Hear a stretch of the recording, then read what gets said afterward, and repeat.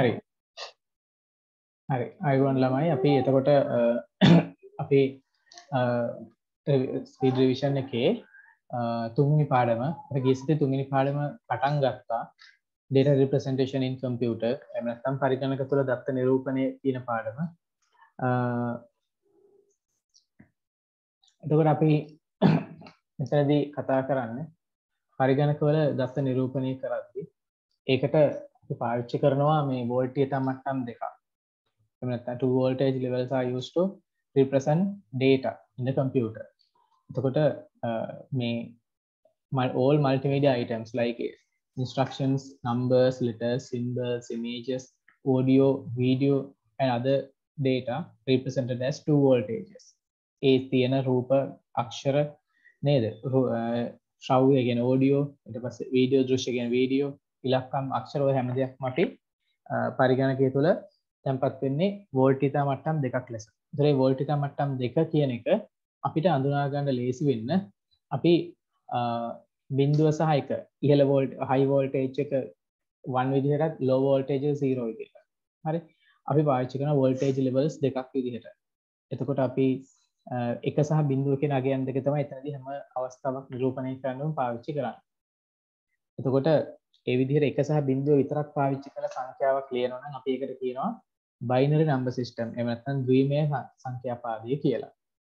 එතකොට මේ ද්විමය සංඛ්‍යාපාදයේ තියෙන එක ඉලක්කමක් බිඳුව හරි නැත්නම් එක හරි අපි කියනවා බිට් එකක් කියලා. එතකොට ඒ අනුව තමයි පරිගණකයේ දත්ත තැන්පත් කරන්න බිට් කියන ඒකකය හඳුනා ගන්න. එතකොට බිට් කියන එක හැදිලා තියෙන්නේ binary digit කියන වචනේ මගින් binary digit කියන්නේ binary number system එකේ එක ඉලක්කමක්. ද්විමය සංඛ්‍යාපාදයේ එක ඉලක්කමක්. ඒ කියන්නේ ද්විමය සංඛ්‍යාපාදයේ තියෙන එක්ක බිඳුව එක්ක එක. එතකොට මේ බිඳුව සහ එක පාවිච්චි කරලා instructions ඊට පස්සේ numbers, videos, audios ඔය හැම එකක්ම අපි නිරූපණය කරනකොට අපිට ওই බිඳුව එක කියලා මතක තියාගන්න අමාරුයි. ඒ නිසා අපි ඒකට පහසු කරන්න තව number systems හඳුන්වලා දීලා තියෙනවා. binary number system එකත් එක්ක එහෙම නැත්නම් ද්විමය සංඛ්‍යාපාදයත් එක්ක ගලපන්න පුළුවන්, match කරන්න පුළුවන් තව සංඛ්‍යා පද්ධති හඳුන්වලා දීලා තියෙනවා. අපි ඒවට කියනවා octal number system, අෂ්ටමය සංඛ්‍යාපාදය, දශමය, එහෙම නැත්නම් decimal number system සහ ෂඩ් දශමය, hexadecimal number system කියලා. එතකොට binary එහෙම නැත්නම් ද්විමය සංඛ්‍යාපාදය කිව්වහම ඒකේ ඉලක්කම් දෙකයි තියෙන්නේ. ද්විමය කිව්වහම ඉලක්කම් දෙකයි තියෙන නිසා අපි කියනවා base value එක. එහෙම නැත්නම් පාදය දෙකයි කියලා. ඒකේ තියෙන ඉලක්කම් තමයි 0 and 1 බිඳුවයි එක. ඊට පස්සේ octal number system අෂ්ටමය සංඛ්‍යා පද්ධතිය කියලා කියනවා. octal number system එකේ base value එක 8. පාදය 8. එතකොට පාදය 8 නිසා අපිට ඒකේ පාවිච්චි කරන්න පුළුවන් බිඳුව සමග 8ට වඩා එකක් අඩු අගය දක්වා. ඒ කියන්නේ බිඳුව 1 2 3 4 5 6 7 වෙනකන් අගයන් ටික පාවිච්චි කරන්න පුළුවන් මේ number system එක තුළ. ඕනෑම සංඛ්‍යාවක් ලියන අපි පාවිච්චි කරන්නේ බිඳුවේ ඉඳන් 7 වෙනකන් ඉලක්කම් ටික octal number system එකේ. ඊට පස්සේ දශමය decimal අපි දන්නවා දැනටමත් පාදයේ 10. ඒ නිසා අපි පාවිච්චි කරන ඕනෑම සංඛ්‍යාවක් ලියන්නේ අපි දැන් දශමය පද්ධතියෙන් 0 1 2 3 4 5 6 7 8 9 10ට එකක් අඩු 9 දක්වා බිඳුවෙන් පටන් ගන්න නිසා 10 දක්වා ලියද්දී අපිට බිඳුවේ ඉඳන් 9 දක්වා ඉලක්කම් 10ක් තියෙනවා. ඊළඟට hexadecimal ෂඩ් දශමය කියලා කියනවා. මේ ෂඩ් දශමය එහෙම නැත්නම් hexadecimal number system එකේදී අපි පාවිච්චි කරනවා ඉලක්කම් 16ක්. අපි නිසා කියනවා බේස් එක නැත්නම් පාදය අපි කියනවා 16යි කියලා. එතකොට බිඳුව 1 2 3 4 5 6 7 8 9 A B C D E F කියලා බිඳුවේ සිට 9 දක්වා ඉලක්කම් සහ A B C D E F දක්වා අක්ෂර ටික අපිට ෂඩ් දශමයේ සංඛ්‍යාපාදයේ විදිහට යොදා ගන්න පුළුවන්. ඊළඟට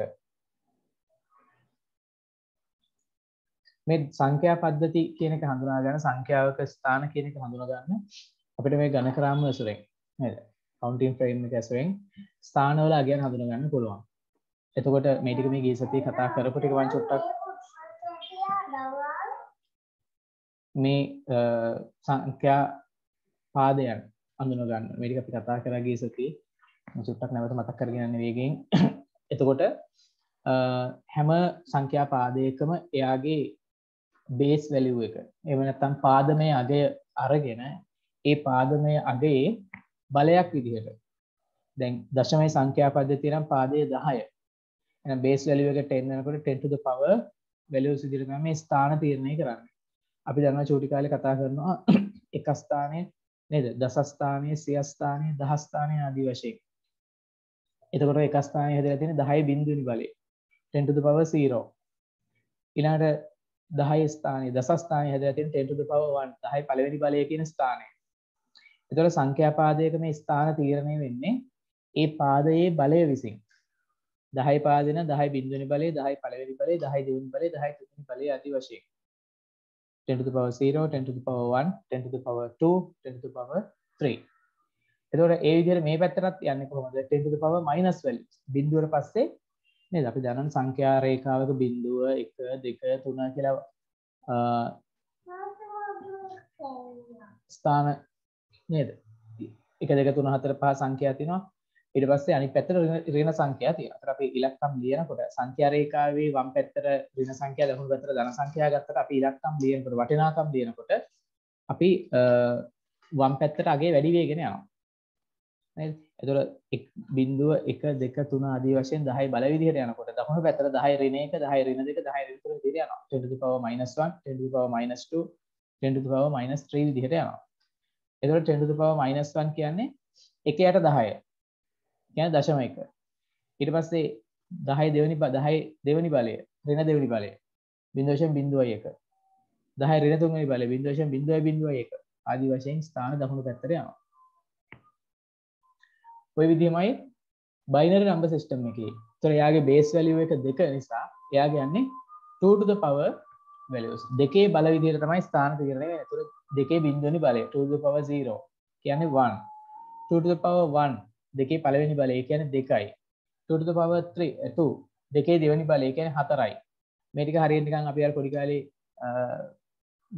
ස්ථාන කියාගෙන යනවා කිව්වොත් හරියට නිකන් එක ස්ථානය, දෙක ස්ථානය, හතර ස්ථානය, අට ස්ථානය, 16 ස්ථානය වගේ අපිට නිකන් කියන්න පුළුවන්. සාමාන්‍යයෙන් අපි එහෙම කියන්නේ නැහැ ඉතින්. හරි. එතකොට 2 to the power 0, 2 to the power 1, 2 to the power 3, 2 to the power 3 ආදී වශයෙන් යනවා. ඒ කියන්නේ දෙකේ බිඳුවෙනි බලය, දෙකේ පළවෙනි බලය, දෙකේ දෙවෙනි බලය කියන ස්ථානය, දෙකේ තුන්වෙනි බලය කියන ස්ථානය, දෙකේ හතරවෙනි බලය කියන ස්ථානය ඔය විදිහට යනවා. එතකොට දෙකේ හතරවෙනි බලය 16 යන දෙකේ පස්වෙනි බලය 32යි. ඊට පස්සේ දෙකෙන් වැඩි කරනවා එක 64යි, 128යි, 256යි. මේ ටික දෙකෙන් වැඩි වෙවි තමයි ස්ථානය එන්නේ. දකුණු පැත්තට දෙකෙන් බෙදි යන්නේ 0.5. හරි දෙකේ පළවෙනි බලය ඊට පස්සේ දෙකේ ඍණ දෙවෙනි බලය. දෙකේ ඍණ දෙවෙනි බලය කියන්නේ 1 යට දෙකේ දෙවෙනි බලය. 1 යට දෙකේ දෙවෙනි බලය කියන්නේ 1 යට 4යි. sorry ඊළඟට දෙකේ ඍණ තුන්වෙනි බලය ඍණ හතරවෙනි බලය ඍණ පස්වෙනි බලය එහෙම යනවා. ඒතර දෙකේ ඍණ තුන්වෙනි බලය කිව්වම 1 යට දෙකේ තුන්වෙනි බලය. ඒතර 1 යට දෙකේ තුන්වෙනි බලය කියන්නේ 8යි. ඒතර 1 යට 8යි. දෙකේ ඍණ හතරවෙනි බලය කිව්වම 1 යට දෙකේ හතරවෙනි බලය. කියන්නේ දෙකේ හතරවෙනි බලය 16යි 1 යට 16යි. ඒතර ඔය විදිහට ඔක්ටල් නම්බර් සිස්ටම් එකේ බේස් වැලියු එක 8. පාදයේ යගේ 8 නිසා 8 බිඳුවෙනි බලය 8 to the power 0, 8 to the power 1, 8 to the power 2, 8 to the power 3 විදිහට මේ ස්ථාන ටික සකස් වෙනවා. 8 බිඳුවෙනි බලය 1යි ඕනෑම සංඛ්‍යාවක බිඳුවෙනි බලය 1යි කියලා අපි ඉගෙනගෙන තියෙනවා ගණන් වලදී. 8 පළවෙනි බලය 8යි. 8 දෙවෙනි බලය කියන්නේ 8 වරක් 8 64යි. 8 තුන්වෙනි බලය 512යි. ආදී වශයෙන් වෙනස් වෙනවා. ඊළඟට 8 ඍණ 1 වෙනි බලය. දැන් මේ පැත්තට යන ඔන්න 8 to the minus 1 8 ඍණ 1 වෙනි බලය 1 යට 8යි. ඊළඟට 8 ඍණ දෙවෙනි බලය. ඒ කියන්නේ 1 යට 8 දෙවෙනි බලය. ඒ කියන්නේ 8 දෙවෙනි බලය 64යි. එතකොට 1 යට 64යි. ආදී වශයෙන් වෙනස් වෙනවා. ෂඩ් දශමයකෙත් එහෙමයි. 16 to the power 0, 16 to the power 1, 16 to the power 2 ආදී වශයෙන් යන්නේ. ඒ කියන්නේ 16 බිඳුවෙනි බලය 1යි. 16 පළවෙනි බලය 16යි. 16 දෙවෙනි බලය 256යි. දකුණු පැත්තට 16 ඍණ 1 වෙනි බලය 1 යට 16යි. ඒතර 1 යට 16 මේ දශම වලට හැරෙවුවාම මෙහෙම. ඊට පස්සේ 16 ඍණ දෙවෙනි බලය 1 යට 16 දෙවෙනි බලය. ඒතර 1 යට 256යි. ඔය තමයි සංඛ්‍යා පද්ධතිය වල ස්ථාන තීරණය වෙන්නේ. ඊට පස්සේ අපි කතා කරා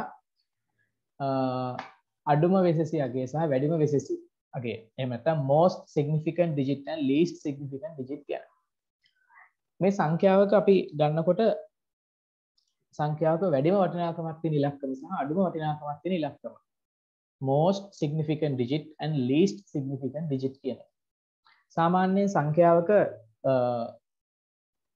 වැඩිම වටිනාකමක් තියෙන ඉලක්කම වෙන්නේ සංඛ්‍යාව පූර්ණ සංඛ්‍යාවක් වෙනවා නම් සංඛ්‍යාව පූර්ණ සංඛ්‍යාවක් වෙනවා නම් වැඩිම වටිනාකමක් තියෙන ඉලක්කම වෙන්නේ වම් පැත්තේ කෙරවලේ තියෙන බිඳුව නොවන අගය.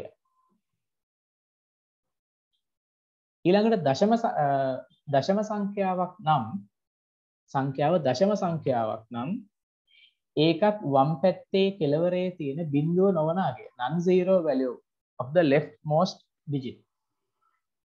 non-zero value of most left bit. most left digit. හරි. එතකොට දැන් මේ දශම සංඛ්‍යාවේ නම් මේ බිඳුව ගන්න බෑ. මෙයා තමයි වැඩිම වෙසෙසි සංඛ්‍යාංකය most significant digit. අපි MSD කියලා කියන්නේ. මෙයාගේ නම් මෙන්න MSD. එහෙනම් මේ ඊළඟ සංඛ්‍යාවේ MSD කවුද? මෙයා. මෙයාගේ MSD මෙයා. මෙයාගේ MSD මෙයා. වම් පැත්තේ කෙළවරේ ඉන්න කෙළවරට වෙන්න ඉන්න ඉතින් වටිනාකමක් තියෙන වැඩිමක් කෙනා යා. ඊළඟට අපි ගත්තොත් එහෙම අඩුම වෙසෙසි සංඛ්‍යාංකය least significant digit. එයා පූර්ණ සංඛ්‍යාවක නම් in whole number, right? in whole number it must be the rightmost digit even 0. පූර්ණ සංඛ්‍යාවක නම් දකුණු පැත්තේ කෙළවරේ තියෙන ඉලක්කම තමයි least significant digit වෙන්නේ. ඒක බිඳුව වුණත් කමක් නැහැ පූර්ණ සංඛ්‍යාව. එතකොට මේ පළවෙනි එක ගත්තාම 2975.0. දැන් දශම බිඳුව කියන එක දශම සංඛ්‍යාවක් ආපුවම දශම බිඳුව කියන එක අපිට වැඩක් නැහැ. නේ? දශම බිඳුව තිබුණා කියලාවත් නැහැ කියලාවත් වෙනසක් නැහැ. එහෙනම් අපිට මෙන්න මෙයා තමයි LSD වෙන්නේ. ඊළඟ කෙනාගේ LSD මෙයා. ඊළඟ කෙනාගේ LSD මෙයා. ඊළඟ සංඛ්‍යාවේ LSD දශම තිතට පස්සේ බිඳුව තිබුණට ගන්න බෑ. එහෙනම් මෙයා. මෙයාගේ මෙයා 5000. මේක පූර්ණ සංඛ්‍යාවක්. එතකොට එයාගේ LSD වෙන්නේ මෙන්න මේක. මොකද ওই බිඳුව අයින් කරොත් සංඛ්‍යාවේ වටිනාකම 500 වෙනවා. අගේ වෙනස් වෙනවා. ඒ නිසා එයා අයින් කරන්න බෑ අපිට. ඊළඟ එක්කෙනාගේ LSD වෙන්නේ මෙයාම තමයි. එතකොට ඔන්න ඔය ටික අපි එදා සාකච්ඡා කරා.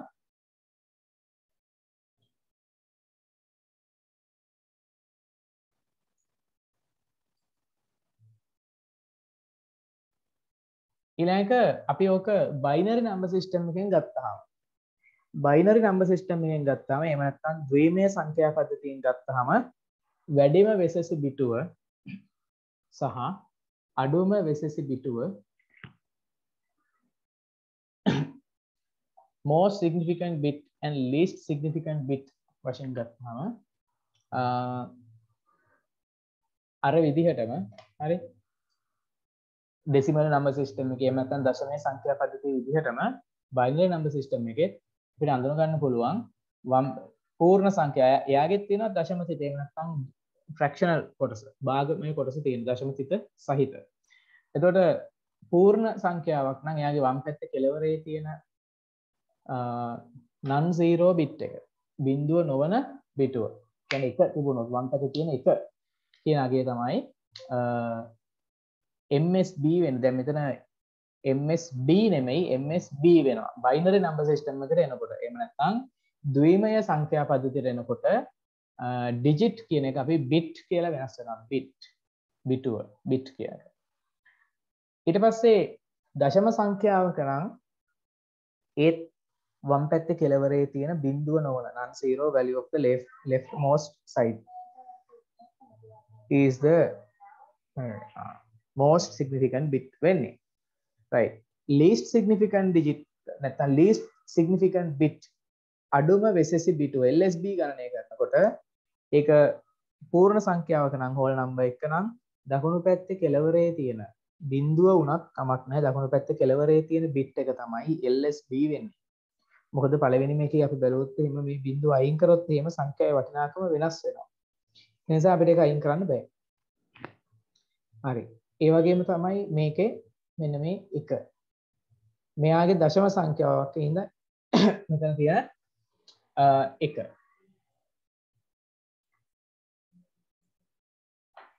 ඊළඟට මෙයාගෙත් මේ 1 දැන් දශම තිත තියෙන නිසා දශම තිතට පස්සේ තියෙන මේ බිඳුව අපිට ගන්න බෑ.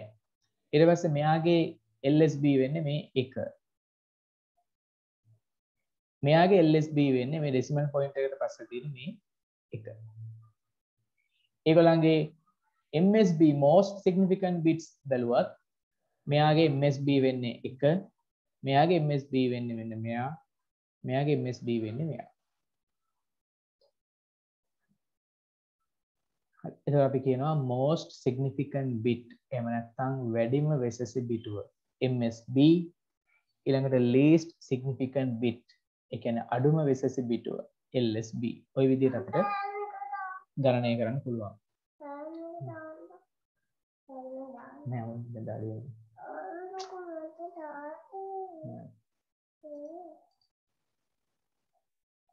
හරි ඊළඟට අපි ඔන්න ඔය ටික තමයි කතා කරේ දා ඊළඟට සංඛ්‍යා පද්ධති අතර පරිවර්තන conversions between number systems මේ ද්විමය සංඛ්‍යා පද්ධතිය අපි ගන්නවා අපි binary number system එක අපි ගන්නවා කියලා කිව්වේ අර voltage levels දෙකක් එහෙම නැත්නම් voltage මට්ටම් දෙකක් ගැන කතා කරනකොට ඒක නිරූපණය කරන්න to represent the two voltage levels we consider it as ones and zero right එතකොට ඔය බිඳුව එක කියන එකත් එක්ක යන දෙකේ පාදයේ සංඛ්‍යාත් එක්ක යනකොට අපි මේ දශමයේ සංඛ්‍යා පද්ධතිය කොහොමද binary number system එකත් එක්ක සම්බන්ධ කරන්නේ ඊළඟට octal number system එක අෂ්ටමයේ සංඛ්‍යා පද්ධතිය කොහොමද සම්බන්ධ කරන්නේ ඊට පස්සේ ෂඩ් දශමයේ සංඛ්‍යා පද්ධතිය කොහොමද සම්බන්ධ කරන්නේ මොකද්ද හේතුව කියලා අපි කතා කරොත් එහෙනම් අපිට අවශ්‍ය වෙනවා අපි පාවිච්චි කරන number system එක වෙන 10 දශමයේ සංඛ්‍යා පද්ධතිය තියෙන හැම ඉලක්කමක්ම සංකේතයක්ම ද්විමය අෂ්ටමය සහ ෂඩ් දශමය binary octal hexadecimal number systems වලට convert කරන්න සහ reconvert කරන්න නේද decimal number system නේද decimal system into other system දශමයේ සංඛ්‍යා අපිට අනෙක් පද්ධති වලට පරිවර්තනය කරන්න ඊට පස්සේ අනෙකුත් පද්ධති දශමයේ පද්ධතියට decimal system එකට පරිවර්තනය කරන්න ඒ කියන්නේ binary octal hexadecimal නේද ද්විමය අෂ්ටමය ෂඩ් දශමයේ සංඛ්‍යාව අපිට දශමයේ පද්ධතියට decimal system එකට convert කරන්න වෙනවා ඊට පස්සේ ද්විමය සංඛ්‍යා පද්ධතිය අපිට අෂ්ටමය වලට පරිවර්තනය කරන්න වෙනවා decimal into binary ඊට පස්සේ octal again octal into binary මේක vice versa දෙපැත්තට යනවා අෂ්ටමය පද්ධතිය ද්විමය පද්ධතියට පරිවර්තනය කරනවා එතකොට ද්විමය පද්ධතිය ෂඩ් දශමයේ පද්ධතියට decimal number system එක binary number system එක ෂඩ් දශමයේ නැත්නම් hexadecimal number system එකට hexadecimal ඒවා binary වලට ඊට පස්සේ අෂ්ටමය සංඛ්‍යා පද්ධතිය octal number system එක hexadecimal වලට hexadecimal එක octal වලට convert කරන්න පුළුවන් හරි එතකොට ඒකට හේතුව තමයි මේව convert කරන්න අපි යොදා ගන්න ක්‍රමය තමයි right 8 is equal to the 2 to the power 3 8 කියන්නේ 2 3 වෙනි බලය 8 කියන්නේ 2 3 වෙනි බලය ඒ කියන්නේ අපිට දෙකේ පාදයේ සංඛ්‍යා 3ක් සඳහා binary number system එකේ digits 3කට එක octal number එකක් ගන්න පුළුවන් හරි දෙකේ ස්ථාන 3ක් අරගෙන අපිට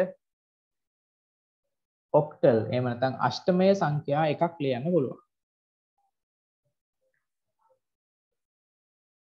ඒක තමයි. ඊළඟට 16 is equal to the 2 to the power 4. 16 කියන එක සමානයි 2 4 වෙනි බලයට. ඉතින් ඒ නිසා අපිට පුළුවන් 2 to the power 4 කියන්නේ. ඒතකොට binary numbers 4ක් අරගෙන hexadecimal එකකට ලියන්න පුළුවන්. අපි ඒක බලමු ඉදිරියේදී පරිවර්තනය වෙන විදිහ අනුව. එහෙනම් මම මේ කන්වර්ෂන්ස් ටික මෙන්න මේ විදිහට වර්ග පහකට තමයි බෙදන්නේ. මොනවද? පළවෙනි එක decimal system to other systems. දශමයේ අපි පාවිච්චි කරන අපිට හුරු පුරුදු සංඛ්‍යා පද්ධතිය වෙන දශමයේ සංඛ්‍යා පද්ධතියෙන් අපි බයිනරි වලට ද්විමයට අෂ්ටමයට ෂඩ් දශමයට හරවන්නේ කොහොමද?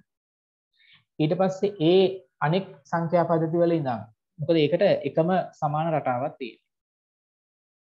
ඒතර අනෙක් සංඛ්‍යා පද්ධති වල ඉඳන් අෂ්ටමය ද්විමය දශමය අෂ්ටමය ද්විමය ෂඩ් දශමයේ ඉඳන් කොහොමද දශමයේ පද්ධතියට හරවන්නේ?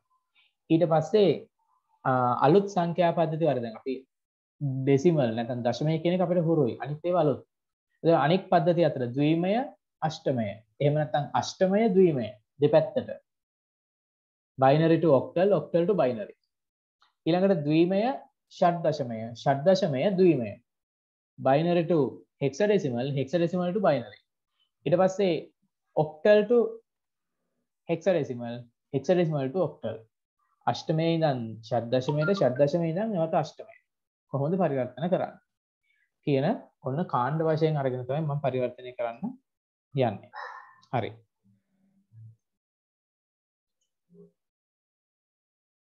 අපි බලමු ඒක. දශමයේ සංඛ්‍යා පද්ධතිය decimal number system. දැන් මේ decimal number system එකේ ද්විමය පද්ධතියට හරවනකොට හරිද? අපිට තියෙන්නේ මේ සංඛ්‍යාව දශමයේ සංඛ්‍යාව නැත්නම් decimal number එක දෙකෙන් බෙදාගෙන යනවා. දෙකෙන් බෙදාගෙන යනකොට ඉතිරිය මෙහෙම ලියන්නේ. හරිද? එතකොට මම ඒක හදලා පෙන්නන්නම් වෙනම. හරි.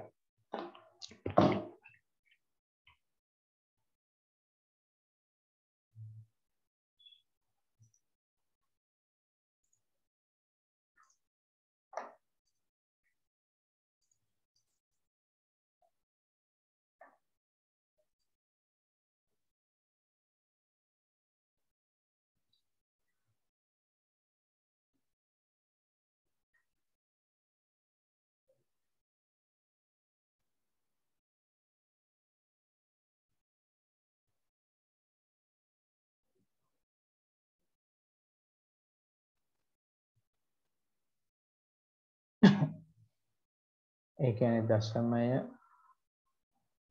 ඉඳන් ද්විමයට පළවෙනි එක 1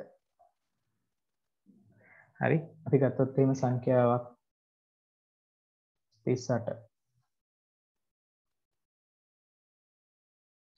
හරි. අපි මොකද කරන්නේ?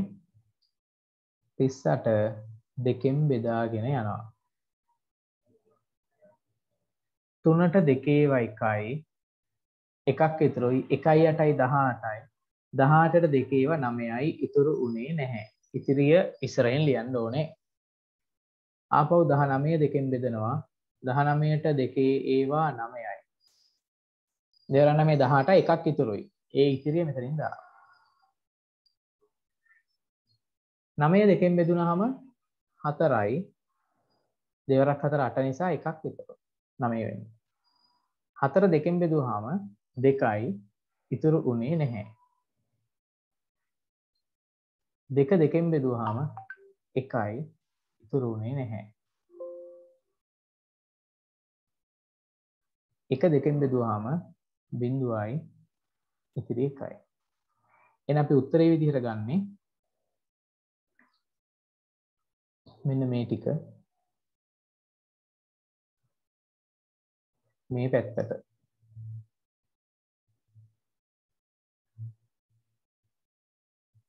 මොකක්ද උත්තරේ මේ පැත්තේ 1.0.1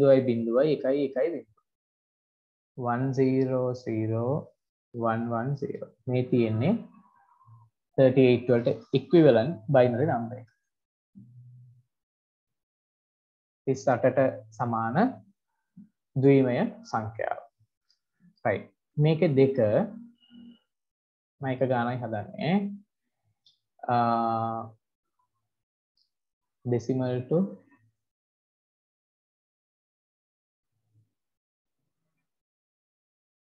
octal දශමය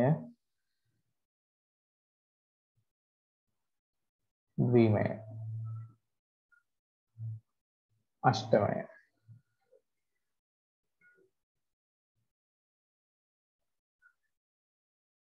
අපි යාවම ගමු 38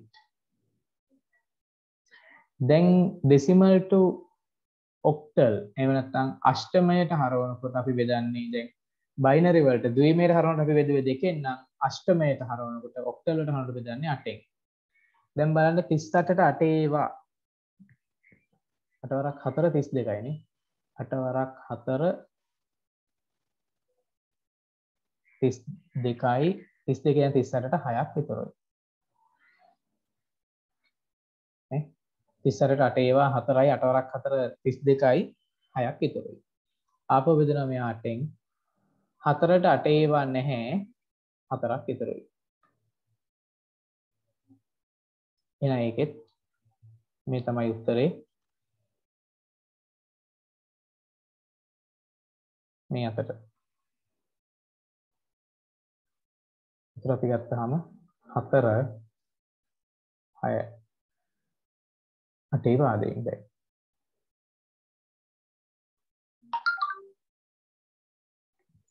ඊළඟට තුන්වෙනි එක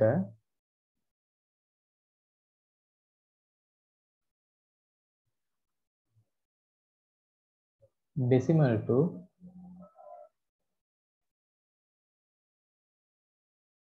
hexadecimal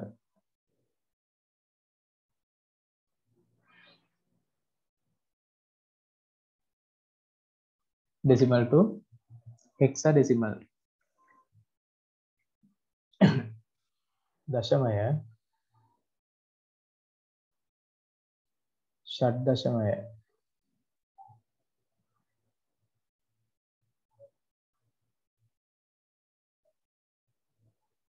අපි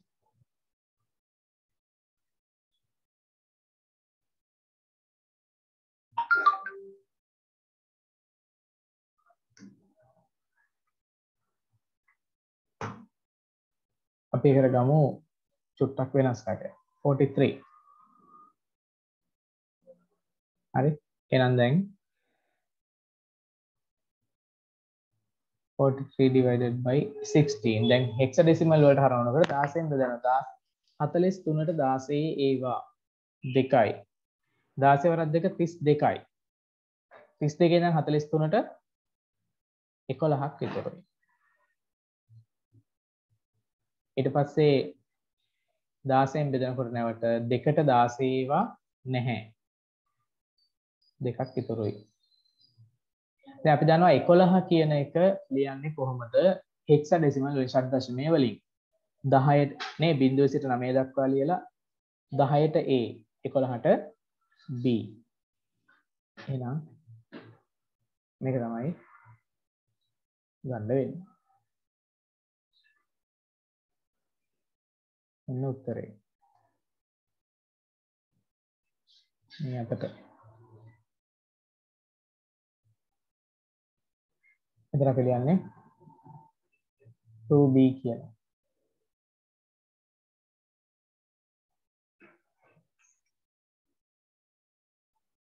හරි ඔය තියෙන පළවෙනි කන්වර්ෂන් වර්ගය ඒ කියන්නේ decimal to other systems decimal to other systems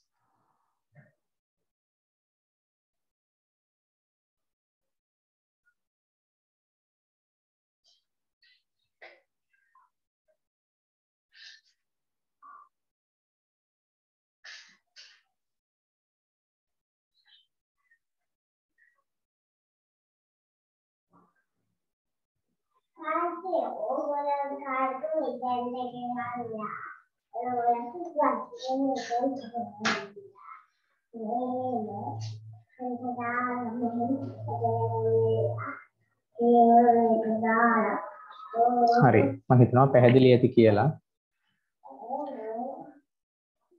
පැහැදිලි නෑ වගේ නම් නැවත වාරයක් බලන්න මම වීඩියෝ එක අප්ලෝඩ් කරනවා ඒක බලන්න නැවත බලන්න ඕනම වාරයක් right ඊළඟ එක තමයි මේකේ අනිත් පැත්ත from other system to from other system to decimal.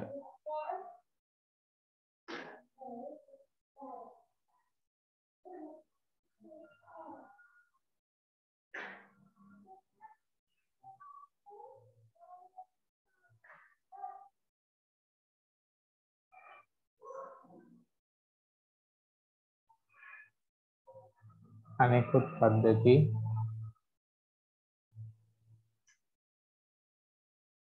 දශමයට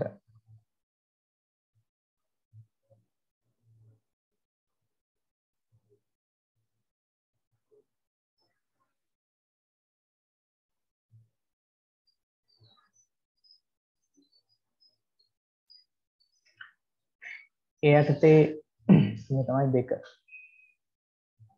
එකේ අංක 1 decimal to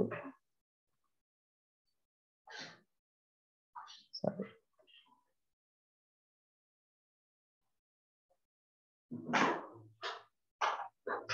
binary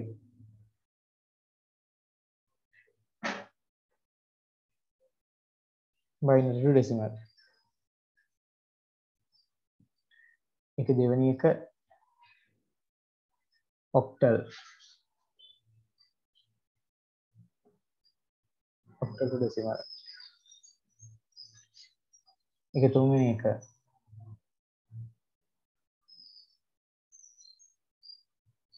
hexadecimal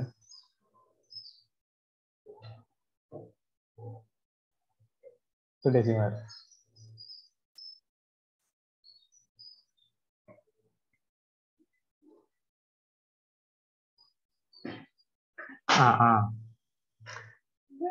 අපි බලමු උදාහරණයක්.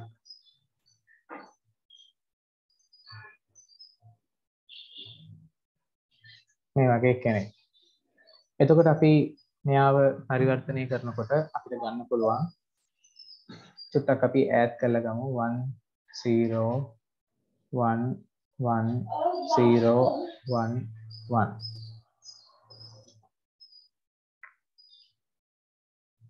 අපි දන්නවා මෙතන ස්ථානයේ 1 මෙතන ස්ථානයේ 2 මෙතන 4 ස්ථානාගයන් ටික 8 16 32 මෙතන 64. ඉතින් අපිට පේනවා මෙතන එක ස්ථානයේ එකක් තියෙනවා. එක් වරක් එක එකතු කිරීම.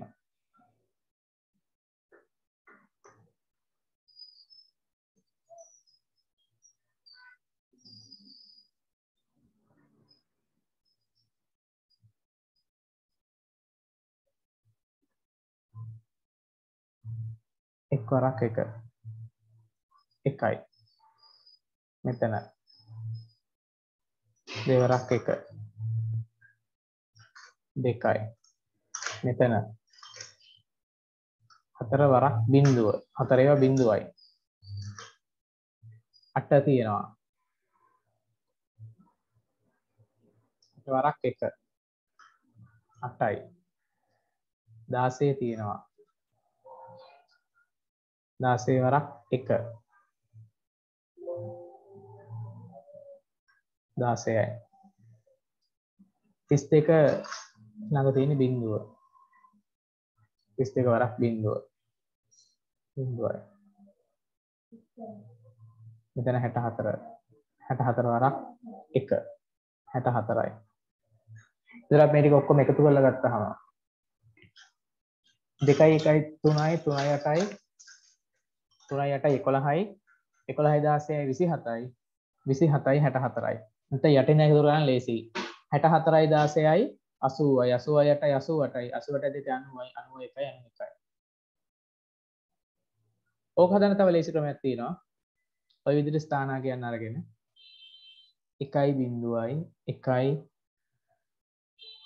1යි බිඳුවයි 1යි 1යි බිඳුවයි 1යි 1 ස්ථානාගයන් ටික ලියා ගන්න 1 2 4 8 16 32 64 කියලා.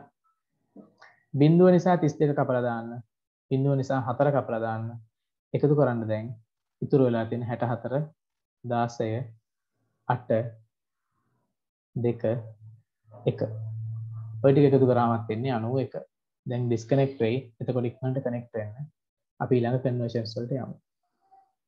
මෙන්න මෙයාට ගැලපෙන උත්තරේ 91. දශමය නිසා අපි පාදේ ලියන්නේ නැහැ.